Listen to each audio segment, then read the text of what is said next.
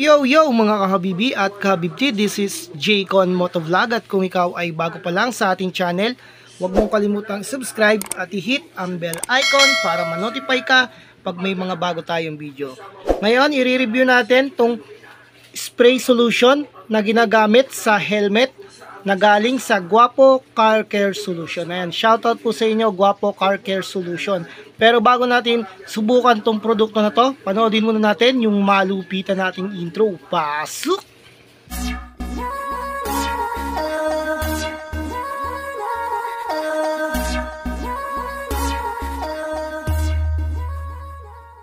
Kahabibi at kahabibti, nabaklas na natin yung mga paddings. So, sprayan natin yan, tapos papainitan natin para mas mabilis matuyo, para hindi siya malagkit pag sinuot. So, sprayan din natin tong loob. Ganito lang yan, shake natin ng konti. Tapos spray natin.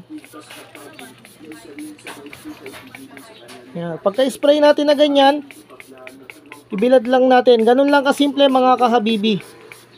Itong product na to, ma-order nyo to sa ating TikTok shop, Jaycon Motovlog din po mga kahabibi. So ayan, tapos bibilad na natin yan mga kahabibi, ganun lang kasimple na i-apply itong Guapo Car Care Solution Spray Helmet, no? Bango niya. Yung amoy niya, parang siyang ano, na sabon na, basta bango. Mabango siya mga kahabibdi. Yung texture niya, hindi siya ganun kalagkit. Pero to make it sure, ibibilad natin to para mas madaling matuyo. So sprayan pa natin ng konti kasi hindi natamaan yung iba. Yan, ganyan lang ang pag-apply niyan mga kahabibi. So ulitin ko, itong product na to ay available sa ating TikTok shop, Jaycon Motovlog. O ayun mga kahabibi, binilad na natin yung ating mga paddings at helmet. So ito po yung product na ginamit natin. At ganyan lang po yung pagano. Tapos assemblein lang natin pagkatapos ng matuyo.